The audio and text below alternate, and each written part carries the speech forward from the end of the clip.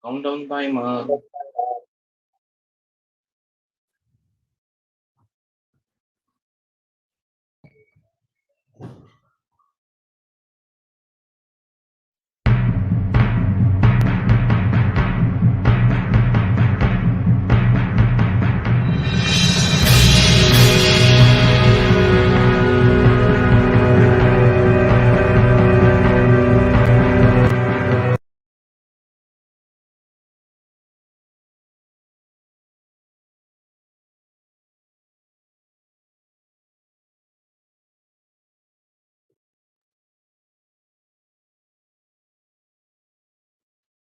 We are live now. Silakan moderator Benedictus Ikus. Ya, Shalom Aleichem, Besam Hamasyah. Ya, kita bertemu lagi di WA FM, Apologetic, dan beberapa channel yang melive-kan. Puji Tuhan. Nah, hari ini kita mau melanjuti pembahasan kita bersama dengan Bapak Pemikir Ulung.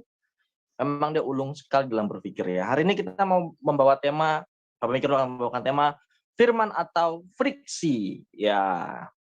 Nah, sebelum kita mulai, saya mau menyapa dulu. Shalom, Pak Pemikir Ulung. Shalom. Shalom, gimana kabar baik, Pak? Puji Tuhan, baik. Gimana kabarnya? Alhamdulillah. Oke, Pak. Nah, sebelum kita mulai, kita berdoa dulu ya, Pak ya. Saya akan bantu kita dalam doa. Atas nama Bapa, Putra, dan Roh Kudus, Allah yang Esa. Amin. Bapak yang kami sembah dalam nama Yesus, kalau sebentar kami mau memulai pembelajaran kami, kiranya Tuhan Engkau urapi Pak Pemikir Ulung, kasih hikmat, kebijaksanaan yang datang daripadamu. Ketika Pak Pemikir Ulung mengajar, dia mengajar sesuatu yang dari Engkau, bukan dari dirinya aja ya Bapak. Roh Kudus juga bantu kami dalam memahami apa yang Pak Pemikir Ulung jabarkan, biarlah menambah pengetahuan kami, pemikiran kami, wawasan kami, keimanan kami bertambah semakin dalam terhadap Engkau ya Bapak. Terima kasih Tuhan Yesus, terima kasih Bapak, terima kasih Roh Kudus. Aku juga berdoa buat setiap teman-teman yang mendengarkan di YouTube, live chat maupun di Zoom, biarlah hatinya boleh terbuka, boleh melihat kebenaran yang boleh disingkapkan pada hari ini. Terima kasih Bapak, terima kasih Tuhan Yesus, terima kasih Roh Kudus. Dalam nama Tuhan Yesus Kristus kami berdoa dan ucap syukur, haleluya. Amin. Silakan Amin. Pak Pemikir Ulung. Ya, terima kasih Bro Benedictus.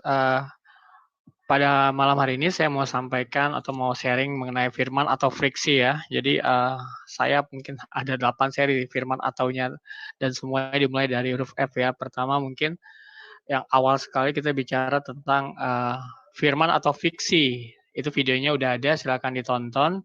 Di situ kita sharing atau kita memaparkan bahwa Alkitab itu tidak ada masalah dengan historis.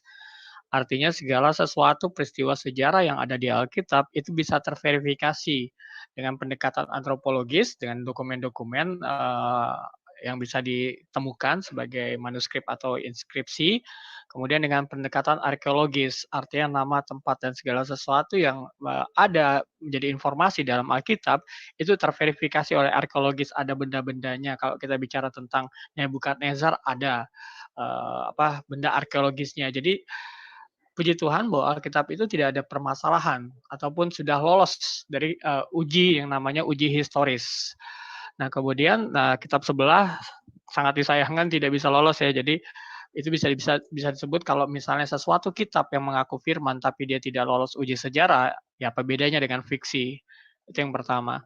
Kemudian yang kedua, firman versus framing. Di sini saya menyampaikan bahwa firman itu memang berasal dari pemilik kerajaan surga sehingga memberikan manusia identitas sebagai warga kerajaan surga. Dan kemudian dari identitas itu manusia dididik bagaimana menyesuaikan dirinya dengan identitas yang ada dalam firman Tuhan itu sendiri. Sementara kitab sebelah, kitab itu tidak ada sama sekali masalah identitas kerajaan sorga. Kemudian ya cuma sekedar bagaimana manusia itu ada, kemudian tanpa tujuan juga gitu. Tujuannya bisa diartikan secara sempit dan dangkal.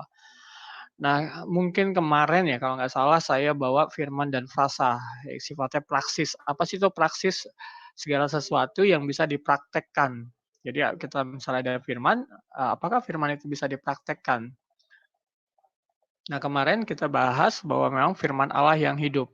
Nah, sementara di kitab sebelah boro-boro bisa disebut firman Allah yang hidup. Jadi cuma sebagai frasa manusia yang fana, hanya sebatas itu. Kemudian yang kedua, sifat ilahi pemberian Tuhan kepada manusia.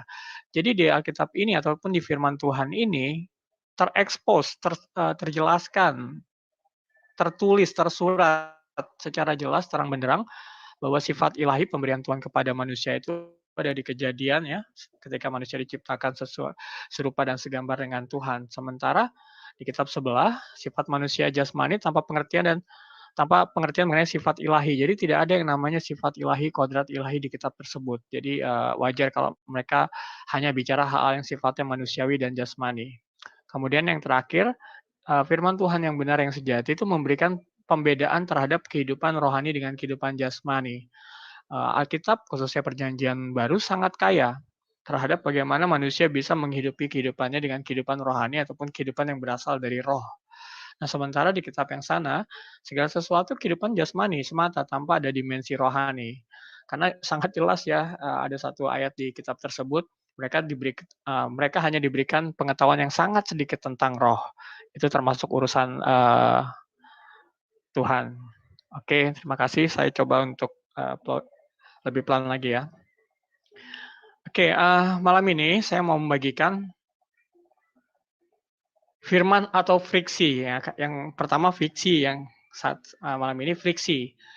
Nah, saya ambil dari KBBI, apa sih arti friksi? Nah, KBBI ada 2 definisi. Pertama, pergeseran yang menimbulkan perbedaan pendapat. Kemudian yang kedua, perpecahan. Nah, artinya firman tidak boleh memunculkan ataupun memiliki suatu potensi untuk setiap orang menafsirkannya secara berbeda, apalagi memecah. Jadi malam ini yang saya mau tekankan, jika itu benar firman, pasti tidak akan ada namanya perbedaan pendapat atau tidak akan ada namanya friksi. Apalagi friksi yang menjurus kepada perpecahan, bahkan pertumpahan darah. Wow, ngeri ya. Kalau sampai ada gitu katanya yang diakui sebagai firman Tuhan, tapi ternyata ujung-ujungnya menimbulkan perpecahan, bahkan pertumpahan darah, bahkan peperangan abadi. Nah, jadi ada 4 friksi yang mau saya sampaikan secara sederhana adalah pertama friksi tafsir. Apa sih itu friksi tafsir? Firman Tuhan tidak boleh memiliki tafsir yang bersifat friksi. Artinya, tafsir A dengan tafsir B saling bertentangan. Atau penafsir satu dengan penafsir yang kedua memiliki perbedaan yang sangat mencolok. Nanti saya akan buktikan ya lebih jauh lagi nantinya, lebih konkret lah. Kemudian masuk kepada friksi esensi. Apakah esensi yang tertuang di dalam kitab tersebut dapat menimbulkan semacam suatu perbedaan ataupun perpecahan? Nah, kemudian yang ketiga namanya friksi psikologis. Nah, sebagai manusia, kita kan memiliki tubuh, jiwa, dan roh. Kemudian fungsi firman itu apa? Dalam konteks kita memiliki tubuh, jiwa, dan roh, terkhusus tubuh dan jiwa. Apa yang menjadi semacam manfaat ataupun kebermanfaatan atau kebergunaan ayat-ayat dalam firman itu terhadap kebutuhan jiwa manusia atau kebutuhan roh manusia. Nah, terakhir friksi praksis. Nah, ini yang paling penting. Apakah ketika kita melakukan apa yang disebut firman itu, apakah akan memunculkan perbedaan ataupun memunculkan perpecahan? Nah, kita mulai dari yang pertama ya. Friksi pertama, bicara soal tafsir. Nah, teman-teman lihat ya, kitab yang itu seperti kayak domba hitam melawan domba putih, sama-sama domba ya. Tapi mereka beradu. Nah, artinya kitab tersebut itu menghasilkan ratusan tafsir yang saling bertolak belakang. Artinya ada sedemikian banyak tafsiran mengenai, misalnya kita bicara nanti satu ayat, saya buktikan satu ayat itu tersebut ya. Apakah tafsirnya sama atau justru bertolak belakang? Kemudian kenapa Alkitab tidak pernah menghasilkan tafsir yang bertolak belakang? Nah, ini penting. Loh, kalau misalnya katanya firman, katanya itu dijaga, katanya itu langsung dari Yang Maha Kuasa gitu. Tapi pada kenyataannya kenapa para penafsir kitab tersebut memiliki perbedaan tafsir yang cukup krusial. Berbeda dengan Alkitab. Siapapun yang menerjemahkannya, dalam tanda kutip, kalau di mereka itu namanya tafsir ya, mungkin di kita namanya terjemahan, atau misalnya nanti di bawahnya adalah namanya komentaris ya. Nah, jadi kenapa sangat berbeda nih antara Alkitab yang adalah firman Tuhan dengan kitab Ono yang istilahnya katanya firman Tuhan, tapi ternyata menghasilkan ratusan tafsir yang seolah bertolak belakang. Nah, kita coba lanjut kepada pembuktiannya ya. Oke, kita buktikan di kitab sebelah itu, surat An-Naba ayat 33. Di sini ada sekitar 27 tafsir ya. Oke, Mufti Taqi Usmani, saya tidak menafsirkan ya, saya hanya membacakan. Sekali lagi, saya tidak menafsirkan. Nah, sementara Sahih Internasional menulis and full breast companion of equal age. Nah, dengan Mufti Taqi Usmani beda. And Buxom maidens of matching age gitu. Buxom maidens itu berbeda dengan full breast. Kemudian dengan Dr. Mustafa berbeda.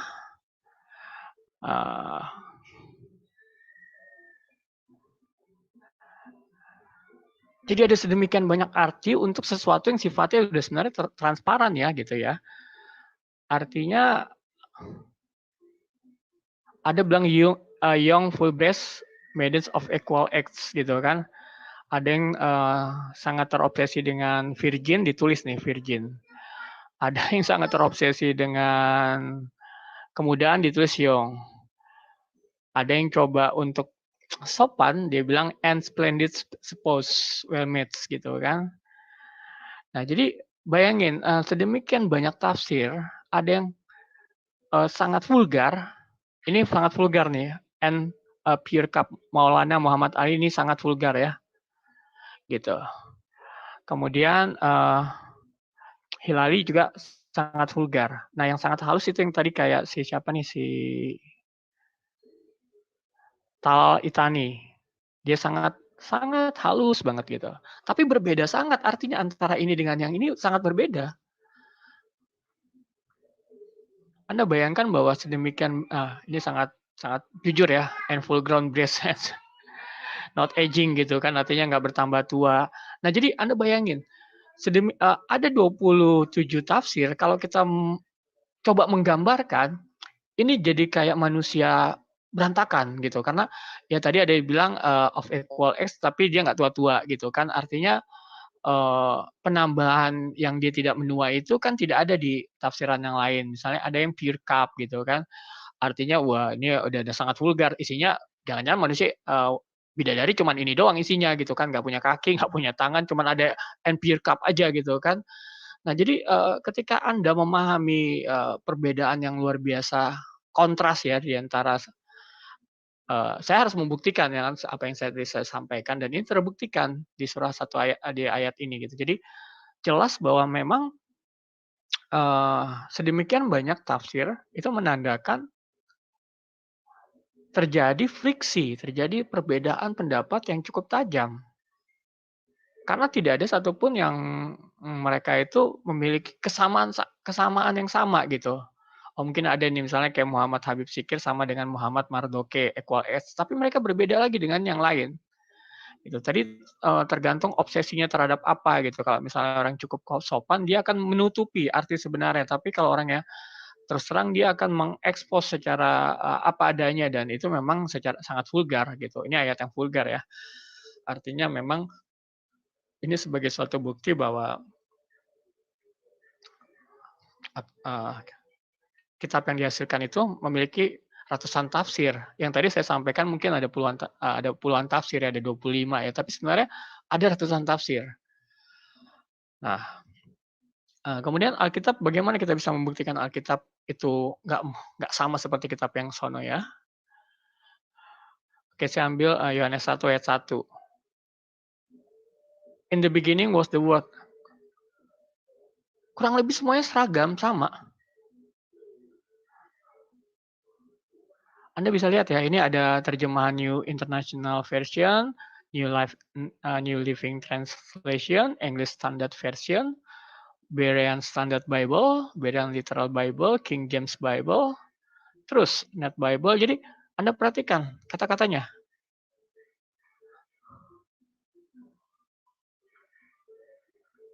Kembar. Ya ini bukti ya, jadi saya nggak cuma sekedar bicara, tapi saya sudah membuktikannya gitu. Dan kalau Anda tertarik, silakan eksplorasi bahwa di kitab Sono memang khususnya Anda pakai Qurano ya, itu ke-expose semua perbedaan yang luar biasa. Dari 27 tafsir ya, masing-masing membuat tafsirannya mungkin 1-2 sama, tapi selebihnya satu sama lain itu saling bertentangan, saling berlawanan. Sementara di kitab tadi saya sampaikan Yohanes 1 ayat 1, ini Anda bisa di Bible Hub. Oke, misalnya Amplify Bible dia menambahkan aja gitu. Tapi esensinya tidak terkurangi, tidak ada sesuatu yang berbeda secara signifikan. Sementara ini kan sangat berbeda signifikan.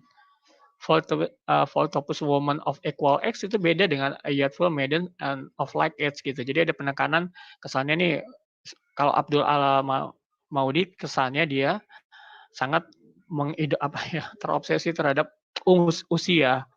Kalau ini si Abdullah Yusuf Ali mungkin terobsesi dengan Voltopus Woman ya, wanita yang montok gitu, dalam arti konotasinya seksual ya. Artinya sebenarnya ini juga nggak kurang pantas sebenarnya ada dalam yang disebut sebagai kitab suci karena konotasinya terlalu vulgar gitu. Artinya ini kan sebagai suatu janji ya. Beda kalau misalnya Alkitab ketika ada yang menyatakan hal seperti ini itu sebagai puisi ataupun sebagai sesuatu ungkapan ekspresi. Dan bagaimana juga Alkitab kan memang adalah tulisan yang diilhamkan oleh Roh Kudus, bukan Roh Kudus menulis, tapi Roh Kudus melalui manusia itu mengilhamkan firman Tuhan itu sendiri. Jadi saya sudah membuktikan fakta pertama bahwa memang kitab itu menghasilkan ratusan tafsir yang saling bertolak belakang. Ya akhirnya kita bingung gitu kan. Kita akhirnya harus memilih yang mana sebenarnya yang benar. Tapi kalau di Alkitab Anda tidak akan kesulitan. Anda bahkan tidak akan menemukan hal-hal yang seperti itu. Anda mungkin akan menemukan bagaimana nanti ada tafsiran ataupun tafsir yang lebih presisi, yang lebih mendekati konteks, atau misalnya tafsir yang lebih meluaskan. Artinya dia coba mengambil satu makna rohani untuk kemudian kita bisa memahami secara makna rohaninya. Kemudian ada juga mungkin tafsir yang mengambil makna kronologisnya, sejarahnya, latar belakangnya, sehingga kita bisa memahami secara latar belakang. Jadi itu saya bilang sebagai suatu bentuk kekayaan. Nah, ketika tadi saya sudah buktikan, sebenarnya menjadi krusial hal yang negatif di kitab tersebut, Alkitab kok bisa tidak menimbulkan tafsir yang saling bertentangan. Nah, justru kan lucu, kenapa kitab mereka menghasilkan terlalu banyak tafsir yang saling bertolak belakang. Nah, kemudian klaim bahwa kitab tersebut dijaga oleh Yang Maha Kuasa, kok malah memiliki tafsir yang kontra satu sama lain? Kan kita bisa bertanya secara kritis, di mana peran Yang Maha Kuasa itu dalam menjaga kitab tersebut. Kalau kitab tersebut dijaga, seharusnya tafsirnya bisa dibilang seragam, tidak beragam. Tafsirnya tidak bertentangan. Nah, akhirnya inilah yang terjadi kan secara faktual historis ya. Friksi tafsir akhirnya menimbulkan pertumpahan darah yang abadi antara Sunni dan Syiah. Sampai dengan saat ini, dua kelompok tersebut sangat membenci satu sama lain. Bahkan ya tidak jarang berakhir pada pertumpahan darah yang abadi. Termasuk di mana kata versi Sunni adalah peperangan Karbala, versi Syiah adalah pembantaian Karbala gitu.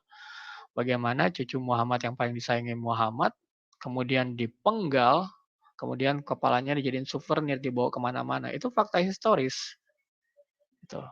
Belum lama setelah Baginda meninggal, sudah terjadi hal-hal yang sedemikian brutal terhadap keturunan, terhadap cucu kesayangannya Baginda Nabi. Nah, itulah yang menjadi cikal bakal ya. Mungkin mereka menjadikan ini sebagai politik dan kemudian akhirnya friksi ataupun tafsir yang ada di kitab tersebut bersifat politik akhirnya.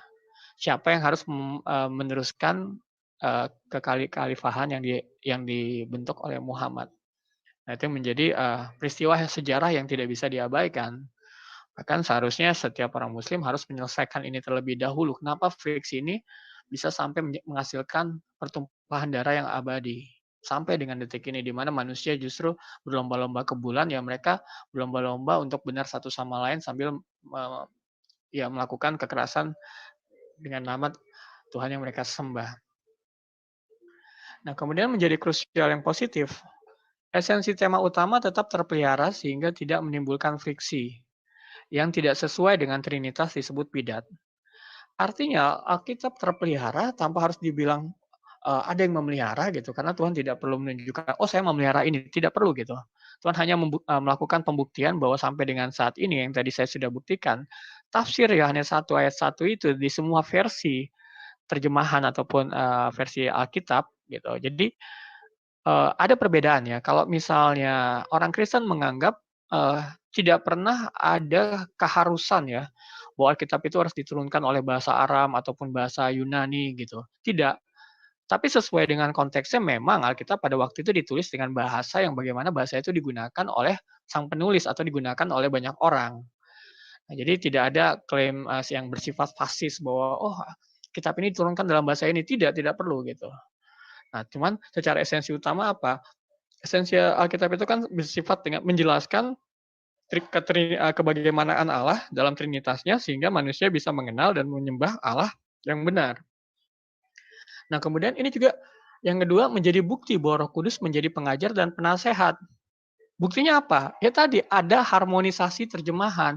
Nah, terjemahan-terjemahan ataupun tafsir-tafsir yang tadi saya sampaikan di Yohanes 1 ayat 1 yang bisa langsung lihat tadi saya demonstrasikan, itu sama sekali tidak ada yang namanya friksi, tidak ada yang namanya kontradiksi, tidak ada satu sama lain menegasikan, tidak ada memberikan keterangan yang berbeda terhadap sebenarnya yang satu esensi sama gitu.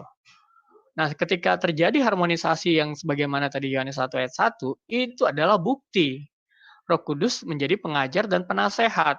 Roh Kudus tetap bekerja kepada para penterjemah, para penafsir Alkitab gitu.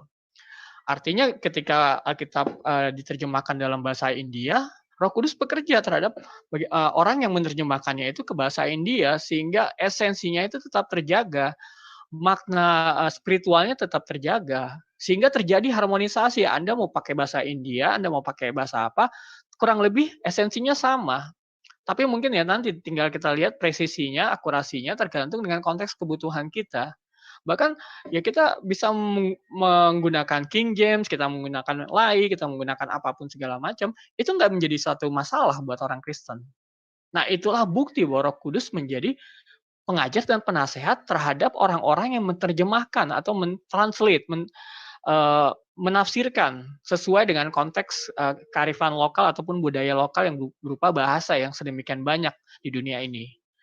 Nah, ini juga yang menjadi suatu hal yang luar biasa ya. Kalau tadi kita temui dalam kitab sebelah, itu ada namanya eufemisme. Eufemisme itu apa sih? Ada edit penghalusan. Yang misalnya tadi, misalnya berdada montok dan segala macam, itu dihaluskan misalnya tidak ditulis gitu, cukup voluntous woman gitu, wanita yang menggairahkan. Nah, itu terjadi di kitab mereka gitu. Terdapat eufemisme. Jadi tafsir-tafsir tadi karena memang mungkin konstruk teologisnya nggak dalam sehingga butuh yang namanya kamuflase atau butuh namanya edit penghalusan. Nah, di Alkitab tidak ada namanya edit penghalusan. Karena bagaimanapun juga ya peristiwa apapun juga ya harus diceritakan sesuai dengan konteks. Tidak ada namanya penghalusan. Misalnya ketika Daud terbukti memang membunuh Urias untuk mendapatkan Batsheba, ya tidak ada penghalusan. Apa yang terjadi itu yang tercatat ketika Lot misalnya dibuat mabuk oleh anak-anaknya, kemudian anak-anaknya karena khawatir tidak ada yang menjaga mereka pada hari tua sehingga mereka membutuhkan keturunan. Kemudian mereka membuat ayah mereka mabuk, kemudian mereka mendapatkan anak dari kemabukan si Lot gitu kan. Itu memang apa adanya, fakta apa adanya. Sehingga sekali lagi bahwa itu tidak menimbulkan suatu friksi. Nah, terkadang kalau kita mau kamuflase, itulah yang terjadi ya. Kenapa tadi di surat yang tadi saya sampaikan di kitab tersebut terjadi namanya friksi? Karena terjadi kamuflase. Jadi ada posisi penafsir yang menjelaskan apa adanya, ada posisi penafsir yang udah menginterpretasikan dan menghaluskannya, gitu. Ada yang coba di tengah-tengah, dia nggak mau terlalu halus, kemudian juga dia nggak mau terlalu vulgar. Jadi ada 3 versi, yang kalau misalnya tadi kita lihat. Sehingga 3 versi ini ya saling bertentangan gitu. Nggak cuman 2 versi berhadapan ya, tapi ada 3 versi. Ada versi yang terlalu vulgar, ada versi yang terlalu sopan, ada versi yang di tengah, nggak vulgar, nggak sopan gitu. Sehingga tiga-tiga ini ya bertarung sama satu sama lain dan akhirnya makna ataupun tafsirannya tidak terjelaskan secara baik dan akhirnya yang paling presisi adalah tafsiran yang paling vulgar. Nah, tafsiran yang terlalu sopan itu justru kehilangan esensinya gitu, membunuh esensi yang ada di secara kata-kata yang ada di ayat tersebut.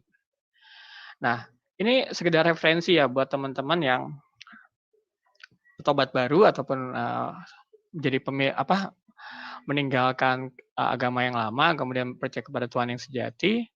Ini saya ada referensi namanya Eastward. Nah, saya sendiri memang pakai Eastward. Nah, jadi bisa di-download di Eastward. Ada fiturnya download. Ini buat PC ya. Yang versi Android ada tapi bayar sekitar 100.000 lah, tapi bisa digunakan untuk selamanya. Nah, ini sangat-sangat berguna buat kita untuk belajar Alkitab karena di sini ada terjemahan Indonesianya dan King James versionnya itu ada dictionary-nya, dictionary-nya bahasa aslinya. Jadi kita terberkati lah kalau seperti ini kan kita enak nih belajarnya kan, bahkan ada petanya segala macam. Ini saya rekomen buat teman-teman yang memang mau serius belajar Alkitab akan lebih baik kita punya namanya Eastward di PC kita. Nah, kemudian setelah itu yang saya mau rekomendasikan lagi adalah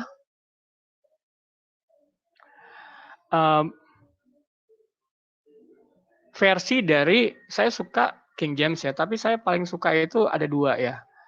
Versi Amplified Bible, ada yang klasik, ada yang biasa gitu. Karena versi Amplified ini luar biasa ya, kalau misalnya kita baca satu perikop itu dia bisa lebih menjelaskan gitu sesuai dengan konteks kerohanian. Nah, satu lagi selain Amplified ataupun Amplified Classic, saya suka yang ini Passion Translate. Nah, ini puji Tuhan ada di Android ya dan free ya, gratis yang ini nih, Bible Apps. Jadi saya rasa 3 ayat tadi, Eastward, Amplified Bible, kemudian The Passion Translation. Kalau King James itu kan sama lain itu standar ya. Artinya ketika kita mau coba untuk belajar Alkitab lebih akurat, lebih presisi, akan lebih baik kita menggunakan yang tadi saya sampaikan sehingga kita bisa lebih memahami secara lebih mendalam. Nah, kemudian waspada ya terhadap kitabnya Saksi Yehova. Sekali lagi ya, Saksi Yehova itu bukan Kristen ya, mereka adalah bidat. Sampai dengan saat ini saya juga menganggap mereka sebagai bidat ya. Jadi kitab-kitab mereka itu berbeda dengan Alkitab kita. Jadi kalau sebagai orang percaya yang masih baru, Anda harus berhati-hati terhadap Saksi Yehova ataupun kitabnya. Nah, kemudian hati-hati juga terhadap kitab Mormon. Nah, emang keren nih tulisannya di Church of Jesus Christ of Latter-day Saints gitu. Kalau di Jakarta ini ada di Tebet gerejanya gitu kan. Saya juga punya pengalaman, saya dulu punya teman kuliah yang sebelumnya dia Kristen tapi akhirnya dia diajak temannya gitu kan, kemudian dia beribadah, terus dia dikasih kayak semacam Alkitab. Terus saya lihat loh Alkitabnya beda, ada banyak gambar-gambar gitu kan. Nah, kemudian waktu itu saya sempat ke satu wilayah, saya pulang kampung, kemudian saya ketemu buku tuh bahwa tentang penyesatan Mormon, saya kasih sama dia. Ya puji Tuhan akhirnya dia sadar bahwa ini adalah aliran yang nggak bagus lah atau bidat lah gitu. Nah, kemudian hati-hati juga terhadap kitab yang Christian Science. Ini juga ada di Jakarta. Ini Christian Science ini kitabnya berbeda ya. Jadi teman-teman yang baru bertobat, Anda harus benar-benar hati-hati. Karena ya tadi saya sampaikan ada Saksi Yehova, ada Mormon, ada kemudian Christian Science. Ini ada di Indonesia, saya nggak bicara yang ada yang jauh lah gitu kan. Kalau gereja setan udah jelas lah, kita bukan cuma hati-hati aja, justru kita harus ya menghindari lah hal seperti itu. Tapi ini seolah-olah baik nih, Christian Science seolah-olah baik, Mormon juga seolah-olah baik, Saksi Yehova juga seolah-olah baik. Jadi akan lebih baik buat kalian yang baru bertobat ataupun pengikut Yesus yang baru, menghindarilah untuk mengkonsumsi hal-hal yang memang berpotensi untuk menyesatkan pikiran dan kerohanian kita. Oke, setelah itu coba selanjutkan. Nah, setelah friksi yang pertama, kita ada friksi kedua. Kitab yang itu sekedar kata-kata ya, yang pemberi katanya tersebut tidak bisa melakukannya sama sekali dalam kemanusiaannya. Ya, tanpa bermaksud menyinggung orang yang ada di foto ini ya, gitu kan. Ya, mungkin kita tahu lah ada orang seorang motivator yang kemudian kata-katanya luar biasa indah, tapi dia sendiri tidak bisa melakukannya dalam kesehariannya bahkan di keluarganya. Nah, sementara Alkitab adalah satu-satunya kitab. Ini harus dicatat ya. Alkitab adalah satu-satunya kitab yang Tuhannya berfirman sekaligus melakukan firman tersebut dalam keadaannya sebagai manusia. Sekali lagi saya ulangin ya. Alkitab adalah satu-satunya kitab yang Tuhannya berfirman sekaligus melakukan firman tersebut dalam keadaannya sebagai manusia. Mungkin generasi milenial nggak tahu ini foto siapa ya. Ini adalah foto Pak Hugeng ya. Kalau di Indonesia kan terkenal ya, polisi yang jujur tuh cuma dua, polisi tidur sama Hugeng. Gitu. Nah ini puji Tuhan Pak Hugeng ini seorang Kristen ya, seorang anak Tuhan juga yang memberikan warna yang luar biasa lah pada zaman kemerdekaan ataupun pada zaman ketika institusi polisi baru dibentuk. Beliau sempat menjadi Kapolri, tapi akhirnya dia mundur karena memang tidak sejalan dengan pemerintahan Orde Baru waktu itu Pak Harto. Nah jadi bisa dibandingkan lah. Kenapa saya mengkontraskan antara si itu dengan Pak Hugeng gitu kan? Karena Pak Hugeng itu perkataannya apa yang dia katakan itu yang dia lakukan. Nah sebaliknya yang satu lagi gitu kan, dia bisa berkata-kata tapi tidak bisa melakukan. Terus kemudian apa pentingnya ini kaitannya dengan Tuhan? Begini loh teman-teman, termasuk teman-teman Muslim ya ataupun mualaf ya, khususnya mualaf lah. Kalau teman-teman Muslim silakan lah, itu hak Anda untuk memilih apa yang menurut Anda benar. Tapi yang mualaf, seharusnya Anda paham bahwa di Alkitab itu, di firman Tuhan, Tuhan yang Anda sembah itu adalah Tuhan yang nggak cuma sekedar berfirman. Tapi Tuhan yang Anda sembah itu, yang Anda tinggalkan saat ini, adalah Tuhan yang melakukan seluruh firman-Nya dalam keadaan manusia. Saya suka baca buku banyak sekali. Saya suka belajar banyak sekali. Saya tidak dapat menemukan konsep ketuhanan yang seluar biasa ini. Saya bicara ya, saya tidak bisa dapat menemukan konsep ketuhanan yang seluar biasa ini. Kenapa luar biasa?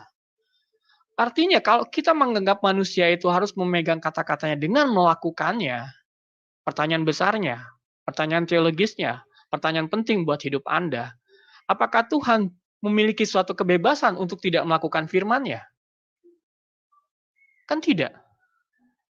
Kalau manusia saja dituntut untuk melakukan A yang dia bilang A, apalagi Tuhan. Ketika Tuhan bilang A, seharusnya dia mampu melakukannya itu dalam keadaan manusia. Nanti saya jelaskan kenapa seperti itu. Tapi kita konstruk berpikirnya ataupun dasar berpikirnya pelan-pelan saya coba untuk jelaskan supaya kita bisa menangkap esensinya. Sekali lagi, kalau manusia nih dituntut, kalau dia bilang jangan merokok kepada anaknya, kemudian dia keluar, terus dia merokok. Artinya dia sendiri itu tidak bisa melakukan apa yang dia katakannya dalam konteks perkataannya. Apalagi Tuhan. Ketika Tuhan mengatakan, kasihilah, ampunilah. Sebagai manusia, bagaimana Anda bisa berpikir Tuhan itu bisa konsisten kalau dia tidak menjelma sebagai manusia dan mengampuni. Ketika Yesus disiksa luar biasa oleh Romawi, diludai dan segala macam, itu Yesus sebagai manusia loh. Kemudian dia mengingat firman apa yang disampaikan, kasihilah musuhmu. Yesus sudah melakukan itu sebelum dia disalib. Kasihilah musuhmu. Tuhan sudah memfirmankan itu, kasihilah gitu. Tetapi Tuhan berfirman kepada manusia, kemudian Tuhan tidak bisa menjadi manusia untuk melakukan firman-Nya. Ada pertanyaan besar soal integritas Tuhan. Artinya Tuhan itu hanya bisa berkata-kata dan berfirman. Artinya apa yang difirmankan Tuhan itu tidak memiliki sama sekali kuasa. Itu hanya perkataan yang sejatinya Tuhan itu sendiri tidak bisa melakukannya dalam keadaan manusia. Nah, konsep inilah kekayaannya Kristen. Makanya saya heran dengan mualaf-mualaf gitu. Konsep ini nggak akan ada di kitab kepercayaan manapun. Hanya ada di Alkitab. Hanya Tuhan Yesuslah yang mau menjadi manusia, merendahkan dirinya, bahkan sampai mati di atas kayu salib demi kita. Nggak cuma demi kita, demi membuktikan dia ya dan amin. Segala perkataannya kepada manusia, dia lakukan sendiri sebagai manusia. Dan konsep ini tidak ada, sekali lagi tidak ada dimanapun. Nah, buat teman-teman mualaf, bertobatlah. Pahamilah bahwa memang kebenaran yang sejati itu memang mengandung konsekuensi-konsekuensi yang nggak cuma sekedar logis, tapi konsisten. Tuhan yang konsisten. Nah, menjadi krusial negatif artinya, untuk kitab yang sana ya, tidak ada pembuktian bahwa firman tersebut dilakukan oleh sang pemberi firman. Dalam tanda kutip, no action, talk only. Talk is cheap. Berbicara itu mudah. Tapi yang menjadi tantangannya adalah melakukan apa yang kita bicarakan. Termasuk itu buat saya sampai dengan saat ini, talk is cheap. Tapi melakukan apa yang saya sudah kayak katakan, is very hard. Berat. Artinya kalau ada Sang Maha Kuasa yang menyatakan, ini firmanku. Kemudian dia ongkang-ongkang kaki di tempat sana gitu kan. Kemudian dia tidak melakukan apa yang menjadi firman-Nya. Terus kan kita bisa bertanya, siapapun bisa jadi Tuhan. So easy. Siapapun bisa menjadi Tuhan. Kalau cuma bisa berfirman, tapi tidak bisa melaksanakan firman-Nya. Inilah kekayaan, kesejatian Kristus Yesus ataupun pembuktian ketuhanan Yesus Kristus. Jadi konsep Tuhannya harusnya lebih apa ya, lebih integral dengan kehidupan manusia, lebih apa ya, lebih ada kaitan dan faedah ataupun ada keterkaitan yang erat terhadap kehidupan keseharian kita.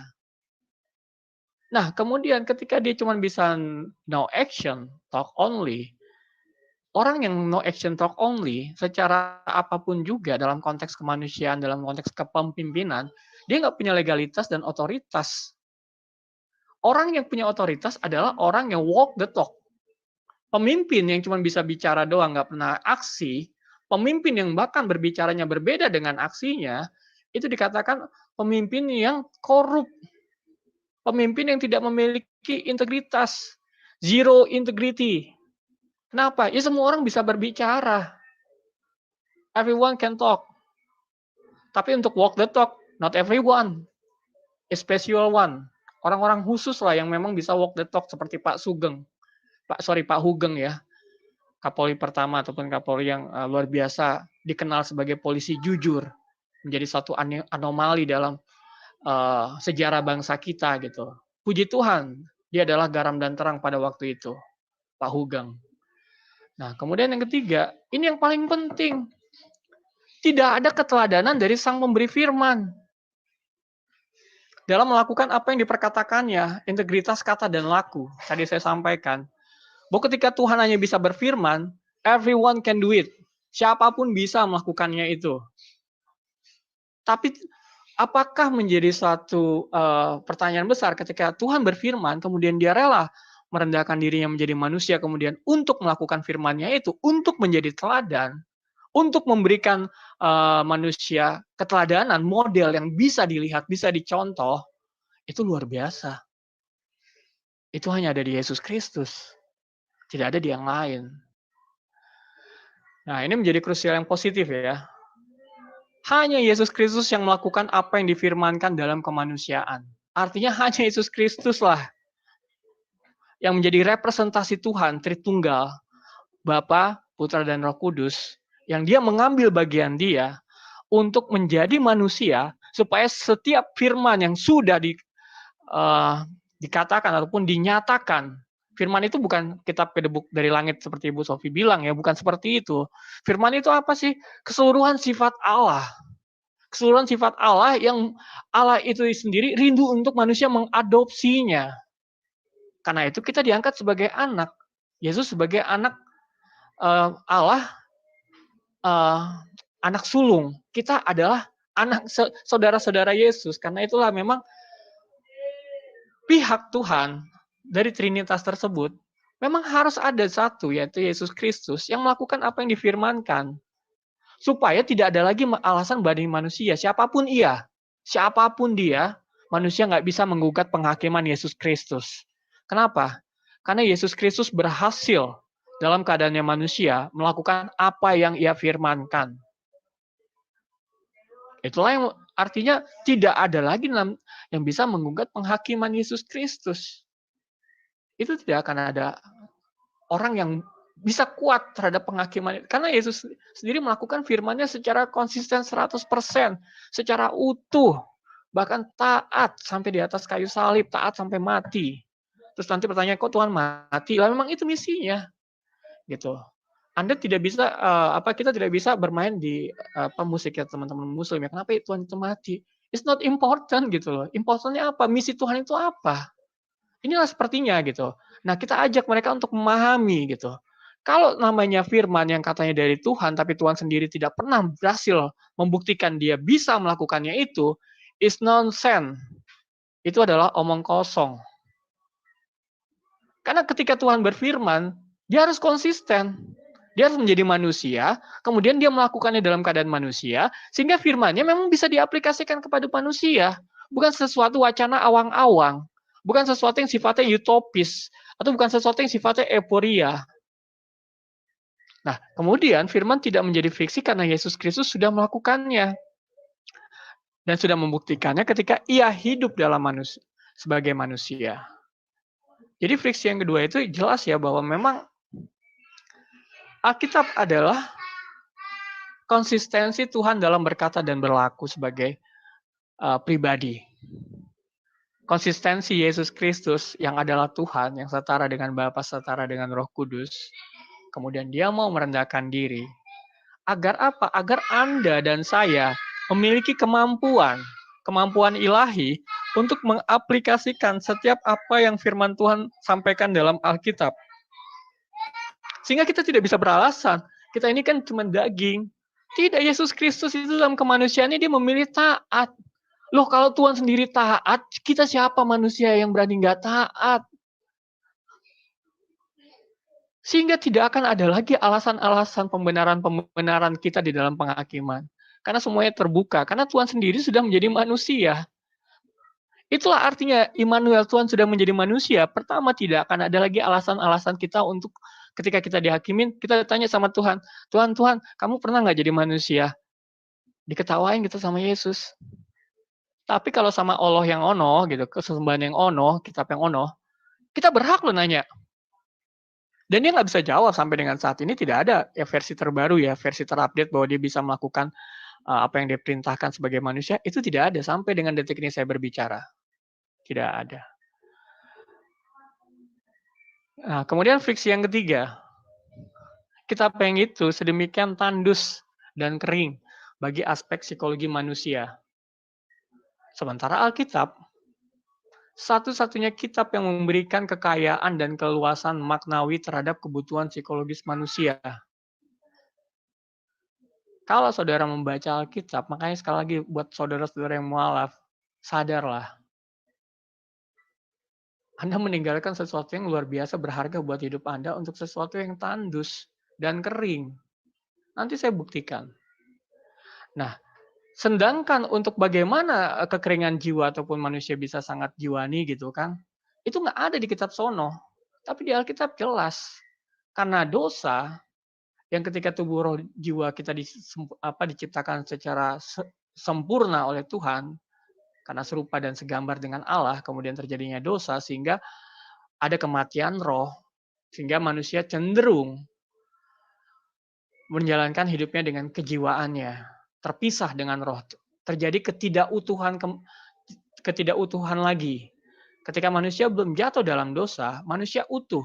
Tubuh, roh, dan jiwanya itu selaras. Bahkan bisa dibilang tidak lagi teridentifikasi, tidak lagi bisa dibedakan yang mana yang roh, yang mana yang jiwa. Karena keharmonisan antara roh dan jiwa dan tubuh itu luar biasa terjadi. Itulah desain ciptaan Tuhan. Tapi semenjak manusia dalam dosa, mulailah terjadi konflik antara roh dan jiwa.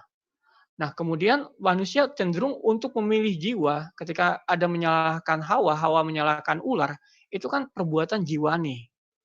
Perbuatan jiwani atau apa? Ego. Ego manusia pada saat itu mulai muncul, mulai terekspos. Yang sebelumnya adalah potensi. Tapi ketika manusia dalam dosa, kemudian Allah hilang, akhirnya jiwa lah yang menguasai. Sehingga manusia jatuh dalam kehidupan yang sangat jiwani, sangat tergantung terhadap jiwanya, sangat tergantung terhadap mood-nya, sangat tergantung terhadap apa yang dia rasakannya. Itulah yang menjadi permasalahannya. Nah, di kitab sebelah nggak ada. Kenapa ini penting? Loh, ini harus penting loh. Kalau misalnya kita berkata gitu kan, manusia memiliki kebutuhan jiwa. Terus ada katanya kitab yang mengaku-ngaku sesuatu dari Tuhan, tapi nggak sama sekali menyentuh, nggak sama sekali menggambarkan keadaan manusia. Itu menjadi keheranan dong. Itu harus menjadi pertanyaan besar. Kenapa? Loh, kok bisa? Nah, supaya lebih membumi, lebih konkret, saya kasih satu ilustrasi yang jelas ya. Nah, di sebelah kiri itu emosi negatif, sebelah kanan emosi positif. Emosi negatif itu kayak khawatir. Pertama emosi negatif yang paling itu adalah takut. Ketika Adam jatuh dalam dosa, dia ketakutan. Itulah emosi yang pertama yang muncul terekspos ketika manusia jatuh dalam dosa itu apa? Takut. Sehingga manusia takut kehilangan takut kehilangan posisi, takut kehilangan pekerjaan, takut kehilangan penghasilan, takut kehilangan kehidupan yang layak, takut kehilangan takut dengan setan, takut dengan gelap, banyaklah ketakutan itu kan, takut dengan banyak hal gitu kan. Nah, ekspresi yang mendasar dari manusia, ekspresi jiwani yang paling pertama muncul itu adalah takut. Nah, kemudian takut itu punya saudara-saudara adik-adiknya lah, saudara-saudara kandung, khawatir, gentar, putus asa, kecewa, bimbang, gelisah. Oke, kita berhenti di situ. Nah, kemudian supaya adil ya, supaya kita harus adil juga dong terhadap kitab, terhadap Alkitab, dan terhadap kitab yang itu, bagaimana mereka mengekspos ini. Nah, kemudian juga ada emosi positif. Ada yang namanya damai sejahtera, ada yang namanya berbahagialah, ada yang namanya sukacita. Bagaimana kedua kitab itu kalau kita perbandingkan satu sama lain berdasarkan parameter yang ini, apa yang muncul? Ayat-ayat apa yang menceritakan apa dan bagaimana? Oke, masuk dulu menjadi krusial kenapa? Karena kalau misalnya ada kitab tidak memenuhi kebutuhan psikologis, namun di kitab tersebut muncul dan bertaburan ayat-ayat untuk servis baginda Nabi. Ketika baginda Nabi merasa risih dengan tamu-tamunya turun ayat. Ketika baginda Nabi merasa memiliki konflik batin untuk Zainab, mantan istri anak angkatnya, muncul ayat. Dan ketika terjadi pertengkaran internal karena dampak poligami yang tidak adil, untuk mendiamkan Aisyah, muncul ayat. Itu lebih penting loh daripada kebutuhan psikologis manusia. Anda harusnya heran, para mualaf. Ternyata kebutuhan psikologis Anda tidak lebih penting daripada kebutuhan pribadinya baginda Nabi. Kemudian tidak menganggap kata-kata yang menguatkan dan meneguhkan serta menghibur itu penting, dan justru lebih penting servis baginda, ini menjadi sesuatu yang harusnya pertanyaan buat mualaf ya. Dan kembalilah kepada Kristen gitu. Kenapa? Karena baginda Nabi sudah tiada sampai dengan saat ini kan baginda Nabi tidak ada. Tapi Anda ada, anak-anak Anda ada, cucu-cucu Anda ada, keturunan Anda akan ada. Dan Anda, anak Anda, keturunan Anda membutuhkan kata-kata yang menghibur, menguatkan. Kok nggak ada di kitab itu? Kok justru yang ada servis kepada baginda Nabi yang sudah tidak ada? Coba para mualaf itu kalian berpikir lebih jernih, lebih logis. Sekarang baginda itu udah nggak ada, udah hampir 1.400 tahun yang lalu nggak ada gitu. Kemudian 1.400 tahun kitab itu nggak menyediakan kata-kata yang menguatkan, meneguhkan. Nanti kita akan buktikan. Jadi saya nggak bicara bohong ya. Tapi tidak ada.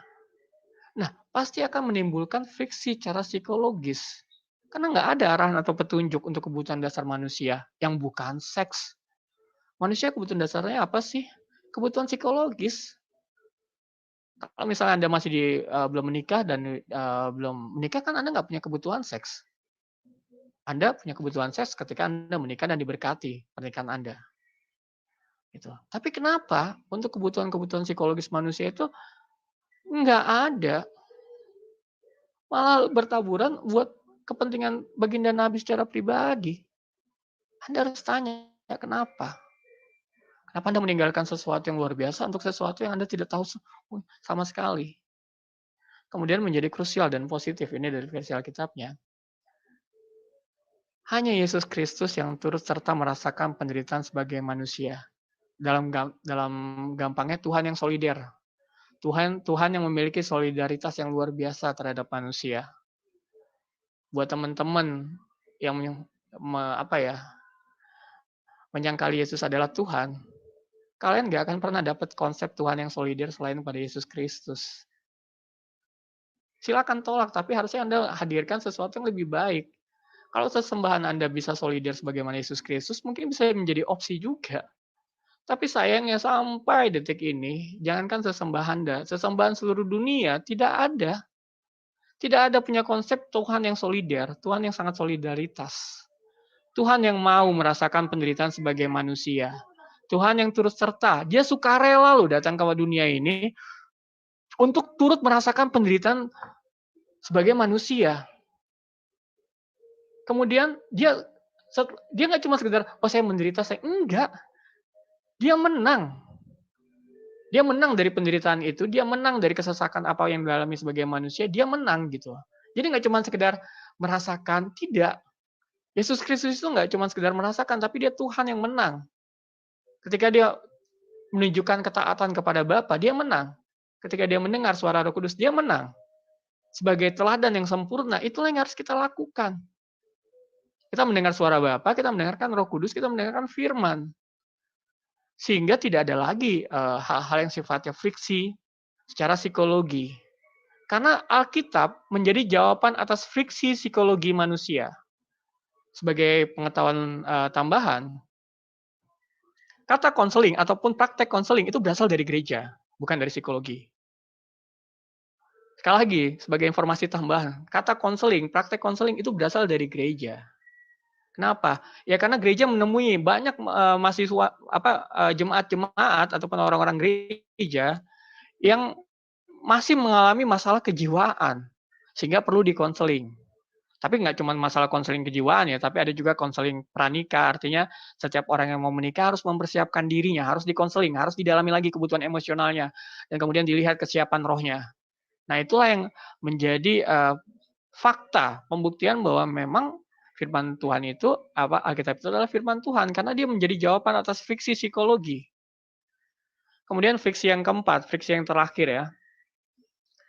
Kitab yang itu tidak dapat memunculkan kesaksian yang berkenaan dengan kondisi jiwa yang membutuhkan jawaban. Sementara Alkitab adalah satu-satunya kitab yang memberikan solusi untuk mengaktifkan roh. Sekali lagi ya, memberikan solusi untuk mengaktifkan roh agar jiwa diselaraskan dengan firman. Tadi saya sudah sampaikan bahwa terjadi friksi, terjadi perpecahan antara jiwa dengan roh ketika manusia jatuh dalam dosa. Nah, kemudian Yesus Kristus ataupun Roh Kudus itu fungsinya adalah apa? Adalah mengharmonisasikan kembali roh dan jiwa. Mengaktifasi roh manusia itu agar kuat sehingga jiwa menyelaraskan dengan roh. Jiwa menyelaraskan dengan firman. Sehingga secara emosional kita tidak mudah untuk putus asa, tidak mudah kecewa, tidak mudah ini dan itu. Nah, sekarang mungkin Saya kembali lagi bukti fakta ketiga ya. Ketika Anda coba untuk memperbandingkan antara kitab yang Anda sebut sebagai kitab firman Tuhan, kita bicara tentang, kita ketiknya nggak apa-apa ya. Kita cari ayatnya, jangan khawatir ya. Oke, bisa dilihat ya.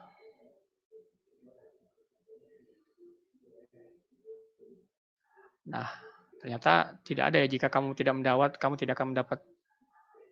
Padahal ini pencariannya tidak tepat ya. Nah, sekarang kita coba kita klik ya.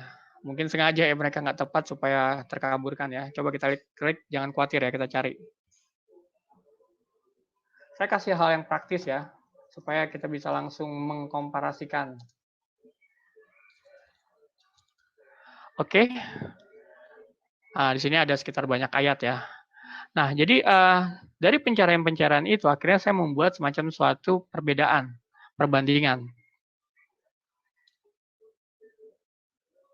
Silakan kalau misalnya Anda tertantang untuk membuktikan, silakan Anda search di masing-masing kitab. Di Alkitab, kata jangan takut, itu ada 37 kali. Dimulai dari Kejadian 43 sampai dengan 23. Ini cuma sekedar ininya aja ya, pembuktian ya. Agak capek juga saya ngetik 37 ayat. Jadi ini kurang lebih adalah pembuktian ya, jangan takut. 37 kali. Di kitab sana masih ada nggak? Oh, ya saya harus jujur masih ada 6. Jangan takut 37 ya. Di sini 6. Coba jangan khawatir. 10 kali. Di sini 0. Kemudian jangan gentar di sini 15 kali, di sini 0. Jangan kecewa di sini 1 kali, di Yohanes 16 ayat 1 di sini tidak ada. Jangan gelisah. Ada 5 kali. Di sini 0. Jangan bimbang, ada 2 kali. Di sini boro-boro. Jangan putus asa, ada 2 kali. Di sini tidak ada. Jangan malu, ada 2 kali. Di sini tidak ada. Ini jangan malu ya, bukan jangan malu-maluin. Jangan tawar hati. Ini penting loh buat manusia. Terkadang manusia itu bisa, dia istilahnya ya udah, ada atau nggak ada Tuhan ya sudahlah, nggak ada urusannya gitu. Itu namanya tawar hati. Itu, di sini 4 kali di Alkitab, di sana 0. Jadi kalau kita lihat ya kebutuhan dasar manusia tentang yang tadi saya bilang emosi-emosi negatif, ada 78 ayat di Alkitab, sementara di sana cuma 6 ayat. Tuh, cuma 6. Teman-teman bisa lihat ya. Itu kan emosi negatifnya ya. Artinya Alkitab secara faktual terbuktikan, menyajikan, menyediakan, mencatat hal-hal yang penting yang berkenaan dengan kebutuhan jiwa manusia. Sementara kitab yang sono boro-boro. Cuman jangan takut aja. Mereka tidak bisa lagi mendeskripsikan atau mendefinisikan jangan khawatir, jangan gentar, jangan kecewa, jangan gelisah, jangan bimbang, jangan putus asa, jangan malu, jangan tawar hati, itu nggak ada. Sementara di Alkitab sedemikian kaya. Nah, saya mencari berbasiskan bahasa Indonesia ya, antara terjemahan lain dengan Kemenak di kitab Anda. Nah, sekarang kita beralih kepada kebutuhan yang positif. Berbahagialah. Di sini ada 80. 80 nih, kalau Anda lihat berbahagialah kamu yang menabur. Di sini cuma 1. Ini perbandingan yang kayak gimana ya? Tapi sudah, ini faktanya. Dan lebih aneh lagi kalau misalnya mereka mencomot figur ataupun pribadi Yesus Kristus, kenapa mereka menghilangkan ucapan bahagia Yesus ketika khotbah di atas bukit? Yesus bilang berbahagialah orang yang miskin karena dialah yang memiliki kerajaan surga. Nah, di sini ada sangat kontras ya, 80 lawan 1. Ucapan berbahagia. Ini Alkitab teman-teman luar biasa, teman-teman mualaf. Anda kalau misalnya Anda kekurangan kebahagiaan, Anda baca Alkitab, Anda bisa berbahagia. Tapi ini sedemikian minim. Cuman the only one ayatnya. Kemudian ketika Anda kehilangan damai sejahtera, Anda cuma bisa menemukannya di Alkitab. Ada 88 ayat yang menyatakan tentang damai sejahtera. Damai sejahtera ini adalah terminologinya Kristen, walaupun mungkin di sana peace upon you, tapi nggak ada tuh tulisan damai sejahtera. Itu cuma ada damai. Beda ya, damai dengan damai sejahtera itu beda. Damai sejahtera itu sifatnya ilahi. Di sini ada 88 kali muncul kalau Anda melakukan pencarian. Ini Anda juga penting bersuka cita. Kenapa saya bilang di sana tandus dan kering, di sini berlimpah, di Alkitab berlimpah, ada 84. Anda menemukan kata sukacita. Kemudian tenanglah, ada kata 3 di sana, 0. Jadi perbandingan antara emosi positif, emosi negatif, saya nggak ada lawan. Alkitab. Tambahkanlah 78 tambah 255. Sementara ini 6 tambah 1 cuma 7. Ini kalau main basket atau main bola ini udah 50-0.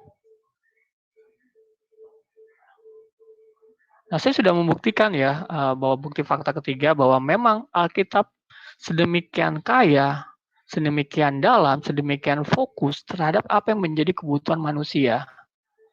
Karena Tuhan sayang sama manusia gitu, sehingga ini ekspresi sayang ini terbuktikan atau termanifestasikan lewat firman.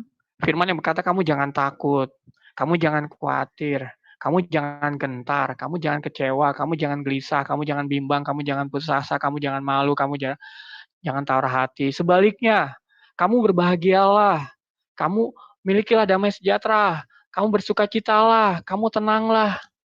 Itu loh firman. Sementara yang friksi ya nol. Nggak kaya kan apa yang menjadi kebutuhan psikologis jiwa manusia. Apalagi kita bicara bagi orang yang masalah belum mengenal Tuhan, masih baru-baru mengenal Tuhan gitu atau petobat baru. Sangat butuh yang namanya jangan khawatir, jangan gentar. Nah, kalau misalnya mereka jadi mualaf, terus mereka khawatir dan gentar, masa mereka baca Alkitab sih untuk supaya nggak khawatir dan gentar? Karena di kitab mereka nggak bisa ditemukan itu. Ketika mereka lagi kecewa, terus masa mereka baca Yohanes 16 ayat 1, karena di kitab mereka nggak ketemu. Ketika mereka gelisah, masa mereka baca Kisah Para Rasul 17 ayat 8, karena di kitab mereka nggak ketemu. Jadi, inilah yang menjadi fakta yang tidak terbantahkan dan bisa terverifikasi. Thanks God ada Google. Thanks God ada Alkitab online dan Quran online. Anda bisa mengeksplornya sendiri dan buktikan apa yang saya sampaikan ini benar adanya. Nah, itulah yang menjadi friksi ya. Nah, bukti fakta keempat, ini pertanyaan buat kita sebenarnya. Pernahkah Anda mendengar kesaksian hidup dari mualaf bahwa ada ayat firman yang menjadi jawaban ketika mereka berbeban berat? Boro-boro. Kadang kesaksian mualaf itu agak aneh ya. Agak nggak relevan gitu, agak terlalu mengawang-awang sehingga mereka tidak bisa mengkonversikannya atau menyesuaikan dengan kondisi. Misalnya, wah ketika saya belum kenal sesembahan itu, wah hidup saya begini-begini. Enggak ada, justru nggak jelas gitu.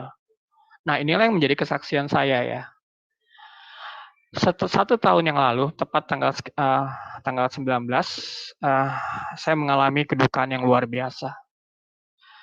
Bagaimana tidak gitu kan, 3 hari sebelumnya, tanggal 16 di tahun yang lalu, tiba-tiba mama saya yang lagi menjaga papa saya di ICU tidak sadarkan diri. Akhirnya saya berangkat ke rumah sakit. Benar, mama saya udah terakhir bicara sama saya, dia bilang, aku pusing. Itu kata-kata yang terakhir yang saya dengar dari mama saya.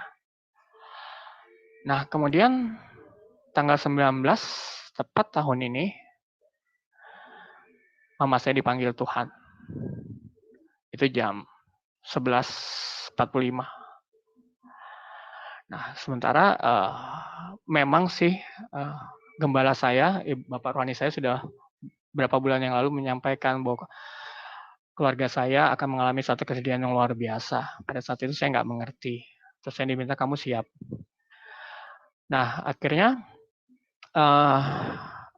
tapi puji Tuhan sebelum mama saya tidak sadarkan diri, 2 hari sebelumnya saya bersama-sama dengan mama saya mendoakan ayah saya. Ayah saya juga kebetulan memang memiliki kondisi kepahitan terhadap saudara-saudara ataupun keluarganya, sehingga dia menjauhkan diri dari Tuhan.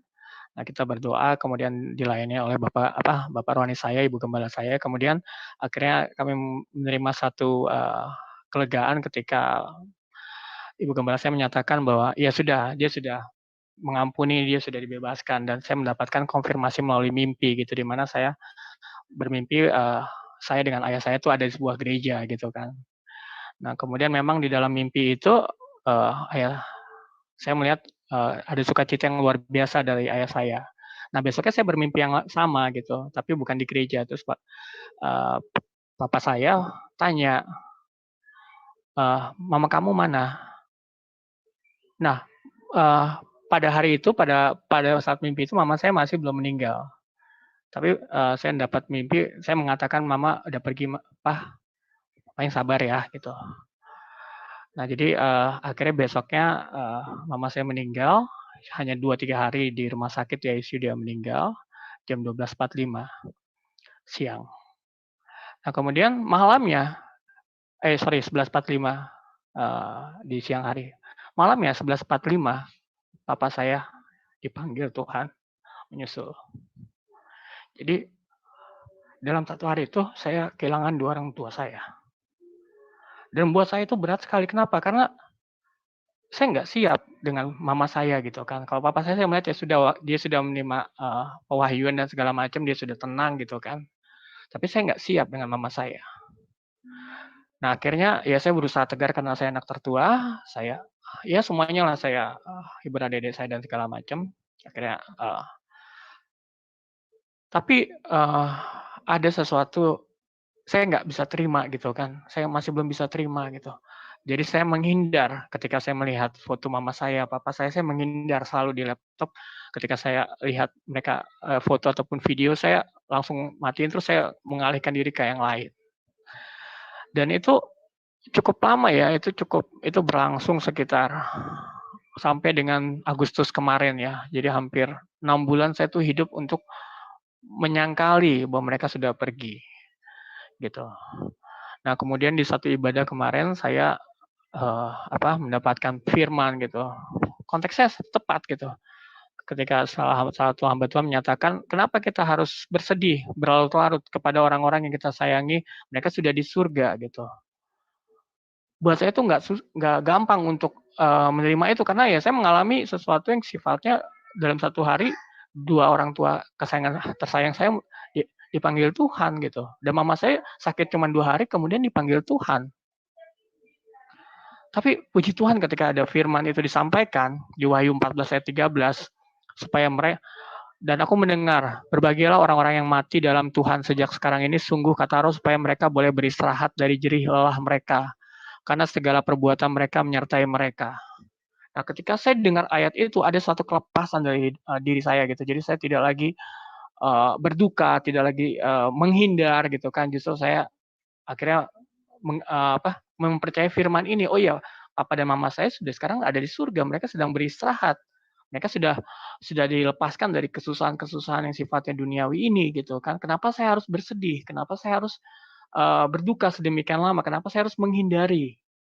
Gitu. Itu dikorek sama Tuhan, dicabut sama Tuhan gitu kan, sehingga kedukaan yang tidak perlu itu gitu kan, itu kan akhirnya membebani roh saya kan. Akhirnya Tuhan kenapa sih, kan saya jadi bertanya, Tuhan kenapa sih, Tuhan kenapa sih gitu. Bukannya saya percaya Tuhan, saya yakin apapun situasinya Engkau turut bekerja dalam mendatangkan segala sesuatu untuk kebaikan bagi setiap orang yang mengasihi Dia gitu. Nah, semenjak momen itu, ketika saya melihat orang tua saya jadi senyum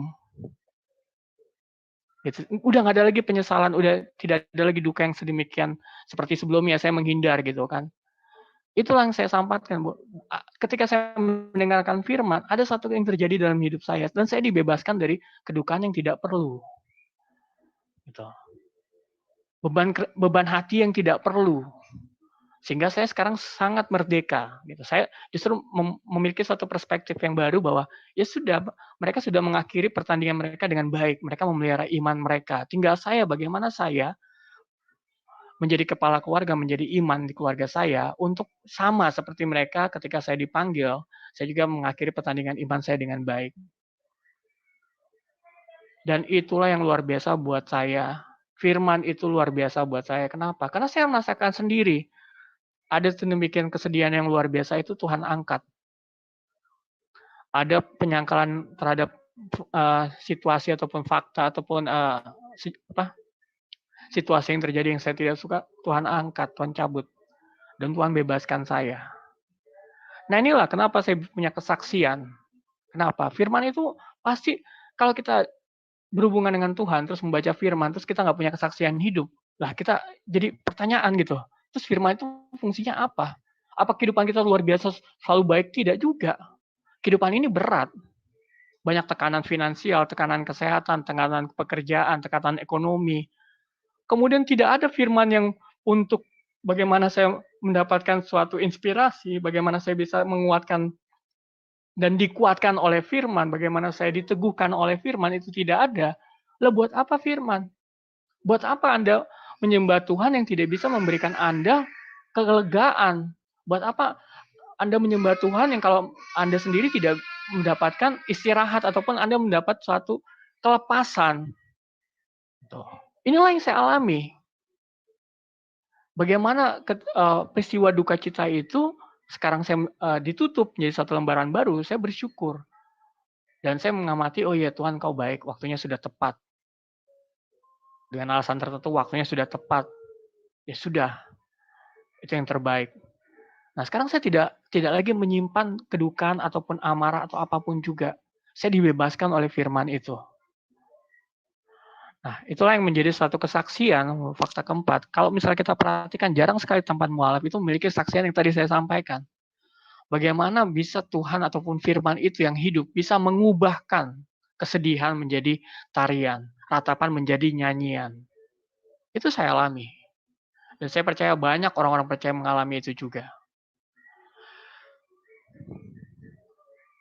Nah, jadi kenapa itu menjadi krusial? Jika tidak ada manusia atas inspirasi ya dari katanya firman, lah lebih baik kita dengerin motivator yang jauh lebih bermanfaat daripada baca firman. Ternyata nggak ada sesuatu yang bisa menyegarkan jiwa kita, bisa meneduhkan gelisah kita. Buat apa? Apa layak disebut firman? Karena tidak ada kekuatan, tidak ada penguatan dikuatkan lewat ayat-ayat firman tersebut.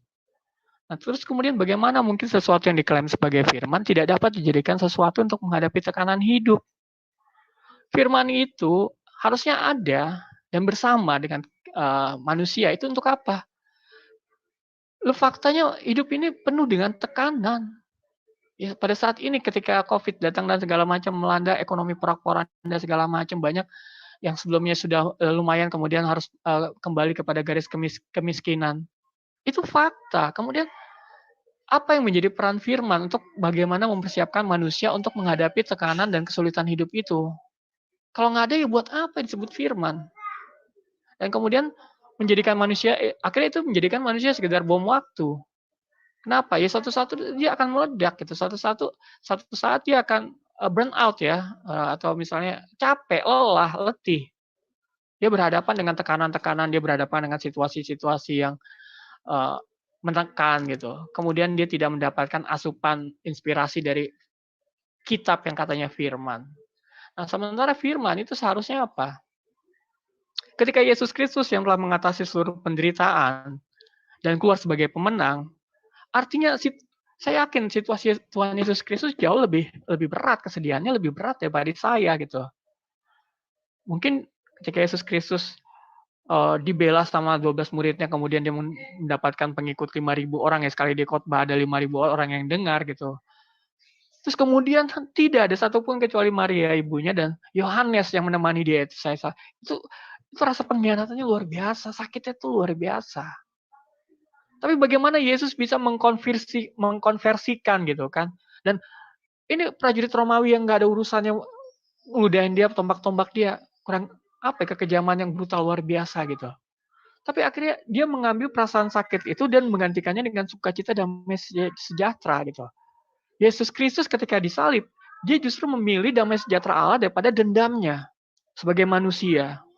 Karena itulah dia punya hak dan otoritas untuk memberikan damai sejahtera. Karena dalam momen yang tersulitnya sebagai manusia, dia memilih sukacita Tuhan. Dia memilih damai sejahtera Tuhan. Dia memilih kebenaran Tuhan. Sehingga kita sebagai manusia pun dapat diberikan berlimpah sukacita, damai sejahtera, dan kebenaran itu. Karena Yesus di dalam momen yang paling sulit dalam hidupnya, momen yang paling rendah dalam hidupnya, dia mengambil keputusan untuk percaya kepada damai sejahtera Tuhan, percaya kepada sukacita Tuhan, percaya kepada kebenaran Tuhan. Sehingga ketika dia menyatakan, ampunilah mereka, itu sudah pasti akibat dari sukacita dan damai sejahtera dan kebenaran yang sudah diimpartasikan, yang sudah dipilih oleh Tuhan, Yesus ketika dia memilih untuk merespon situasinya. Nah, sama seperti saya, ketika saya dapat situasi seperti itu, saya harus merespon dengan firman.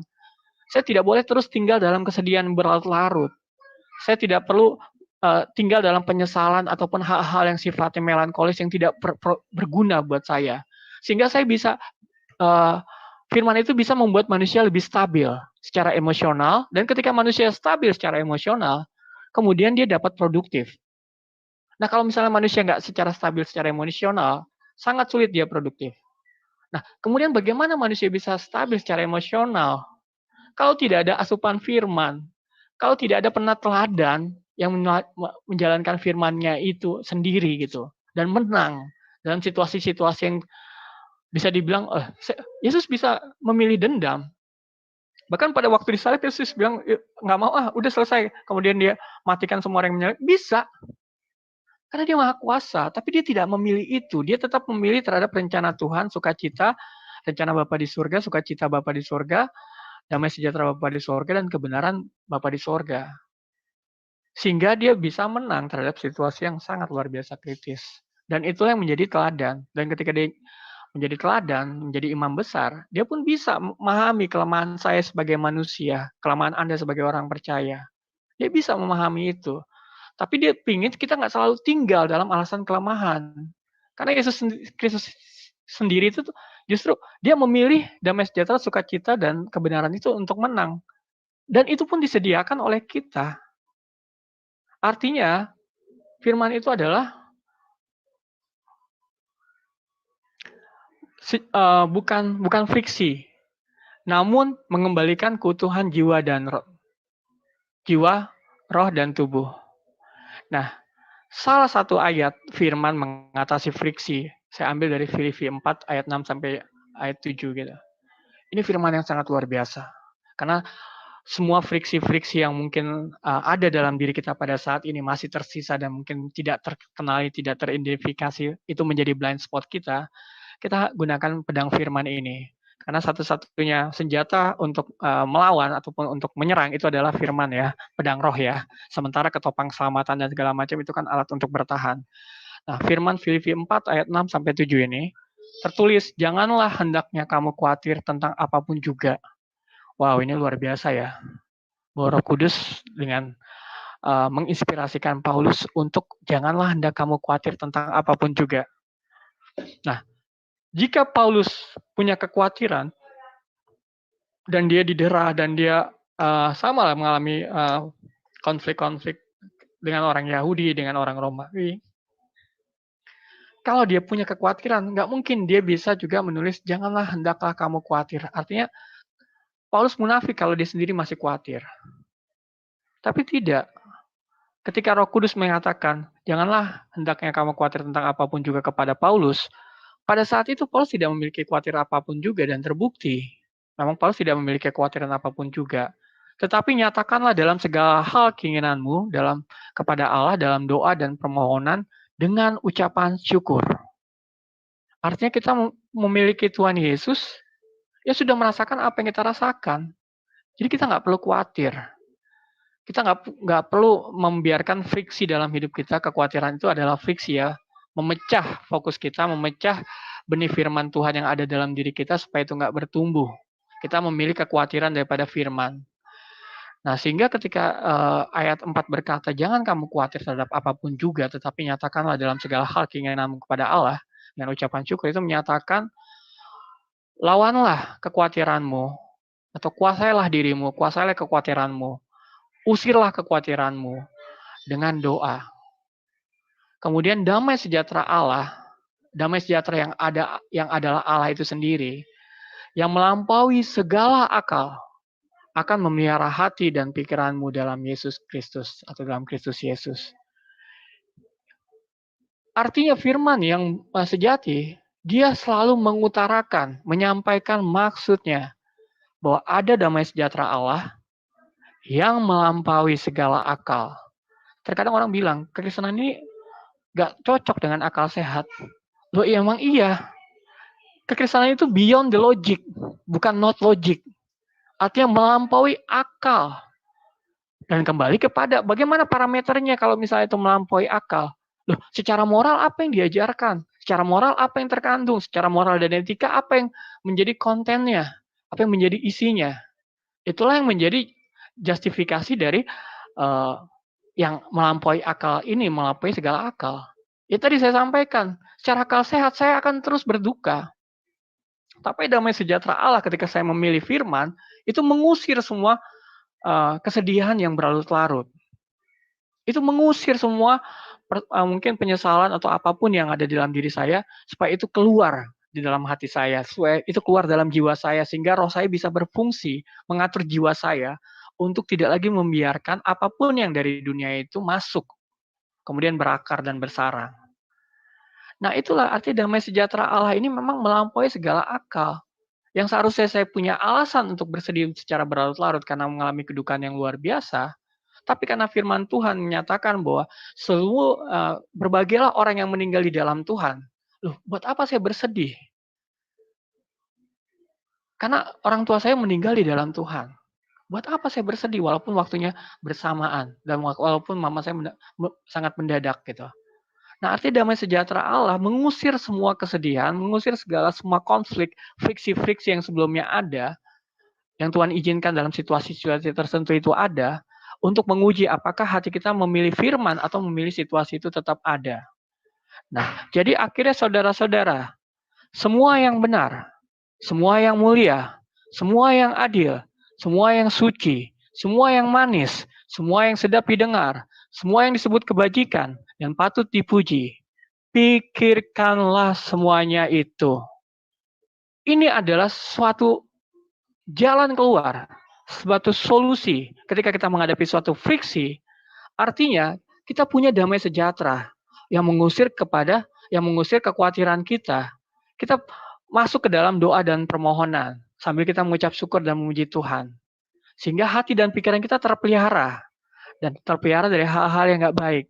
Dan apa yang benar, apa yang mulia, apa yang adil, apa yang suci, apa yang manis, apa yang sedap didengar, apa yang disebut kebajikan dan patut dipuji, itu memenuhi seluruh ruang pikiran kita semua, sehingga tidak ada tersisa space, tidak ada tersisa ruang sedikit pun untuk hal-hal duniawi masuk. Jadi kepala kita, pikiran kita, hati kita, jiwa kita, roh kita itu penuh dengan hal-hal yang sifatnya firman, sifatnya benar, sifatnya mulia, sifatnya adil, sifatnya suci, sifatnya manis, sedap didengar dan sebagainya. Sehingga semoga Allah damai sejahtera menguduskan kamu seluruhnya. Dan semoga roh, jiwa, dan tubuhmu terpelihara sempurna dengan tak bercacat pada kedatangan Yesus Kristus Tuhan kita. Artinya ketika roh, jiwa, dan tubuh kita terpelihara sempurna, itulah menandakan bahwa itu adalah firman. Karena selama ini terjadi friksi, terjadi perpecahan, terjadi perbedaan antara roh dan jiwa. Tubuh cenderung mungkin ikut jiwa, kadang tubuh ikut roh. Karena ada nas tertulis, roh adalah penurut, tapi tubuh lemah atau jiwa lemah. Nah, inilah yang manusia hadapi ketika dosa itu manusia memilih mendengar apa yang iblis katakan, bukan menaati Tuhan. Roh dan jiwa dan tubuh manusia pada saat itu tidak utuh. Nah, ketika firman itu harusnya firman itu punya intensi, punya maksud untuk mengembalikan keutuhan, mengutuhkan kembali antara roh, jiwa, dan tubuh. Nah, 1 Tesalonika 5 ayat 23 ini adalah firman yang membuktikan bahwa firman yang Alkitab adalah firman Tuhan. Karena tidak mengandung friksi. Karena firman yang sejati itu ya mengembalikan keutuhan roh, jiwa, dan tubuh. Anda dan saya sebagai orang percaya, secara roh, jiwa, dan utuh, secara roh, jiwa, dan tubuh itu akan dikembalikan keutuhannya. Roh kita kuat sehingga jiwa kita stabil dan tubuh kita sehat. Dan dalam kondisi seperti itu kita memuliakan Tuhan. Kita mengenapi apa yang Tuhan rencanakan dalam hidup kita. Kita melakukan perkara-perkara yang besar dan kita menghasilkan buah-buah pertobatan. Nah, itulah yang bisa saya sharingkan. Semoga apa yang saya sharingkan bisa bermanfaat dan segala kemuliaan kembali kepada Yesus Kristus. Saya kembalikan kepada Bro Benedict, silakan. Ya, luar biasa banget. Ya, ini mengena ke saya juga ya, bagus banget. Thank you banget Pak Pemikir Ulung. Pemaparan yang sangat luar biasa sekali. Nah, untuk teman-teman yang mau bertanya atau mau menanggapi juga boleh, silakan diangkat tangan. Nah, sebelum kita lanjut ke sesi tanya jawab, saya mau mengumumkan bahwa hari ini kita ini live bersama dengan 16 channel. Yang pertama adalah WAFM Apologetic. Jadi buat teman-teman boleh untuk di subscribe YouTube WAFM Apologetic supaya semakin banyak yang subscribe, semakin banyak juga yang lihat, semakin banyak nonton, semakin banyak yang share, dan semakin banyak orang yang bisa mendengar, merasakan, melihat bahwa Tuhan itu benar-benar ada, benar-benar nyata. Oke teman-teman, berikutnya juga kita live di channelnya Al Hayat Indonesia. Shalom yang di Al Hayat Indonesia, shalom, luar biasa banget. Tolong di subscribe WFM Apologetic yang belum subscribe. Berikutnya kita juga live di Liglo Apologetic. Shalom juga yang di Liglo Apologetic. Nah, buat teman-teman juga boleh di subscribe Liglo Apologetic. Berikutnya juga ada di Malikil Amalak. Nah, ini striker kita. Berikutnya ada di Waranei. Besok dia bawa materi di sini. Lalu berikutnya di channel Sang Penggugat dan juga Shalom yang di channel Sang Penggugat. Ya boleh di subscribe channel-channel yang tadi disebutin. Lalu berikutnya ada King of the Jew Network. yakni pemberantas Yahudi KW. Boleh di subscribe channelnya. Berikutnya ada channel Kahalidara Raiwawa. Nah, ini channel Kalidara.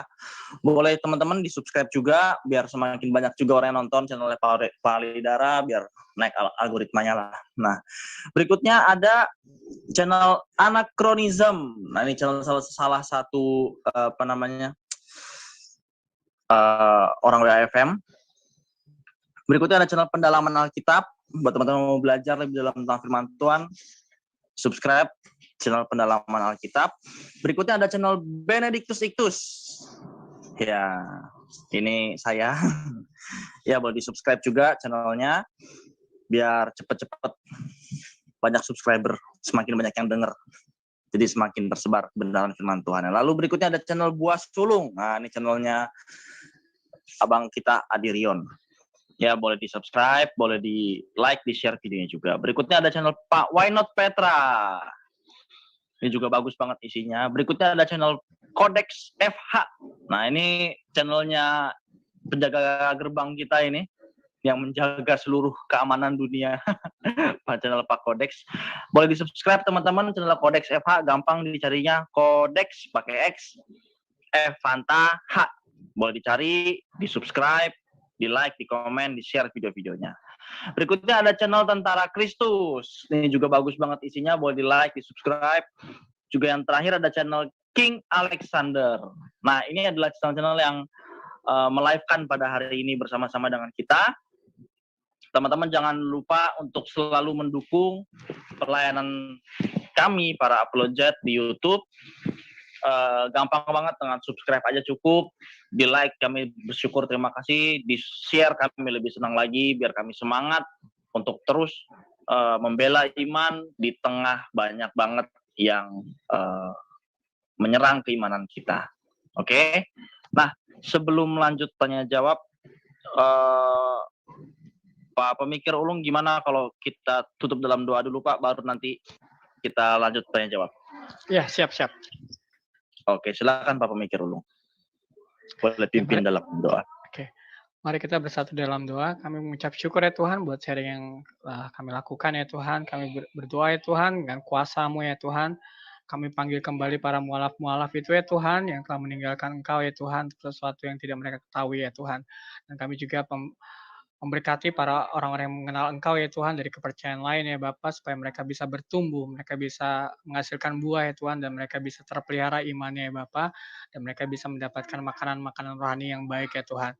Kami percaya Tuhan segala sesuatunya yang telah Kau rencanakan dan kami percaya rencanamu itu indah selalu ya Tuhan dan kami percaya Tuhan semua perkataan-perkataan yang tentang-Mu ya Tuhan itu boleh tersiarkan ya Tuhan, boleh menjadi berkat buat banyak orang ya Bapa, sehingga orang-orang yang mengalami kesulitan, yang mereka tidak menemukan solusi terhadap kebutuhan psikologisnya, boleh beralih kepada firman-Mu ya Bapa. Karena hanya satu-satunya firman yang benar adalah Engkau sendiri Yesus Kristus, adalah Alkitab itu sendiri ya Tuhan, di mana terdapat banyak sekali ya Bapa kekuatan penghiburan dan kata-kata yang luar biasa ya Tuhan untuk membangun kehidupan kami ya Bapa. Terima kasih ya Bapa, di dalam nama anak-Mu Yesus Kristus kami berdoa dan mengucap syukur. Haleluya, amin. Amin. Terima kasih. Pak Pemikir Ulung boleh istirahat dulu sebentar ya Pak ya.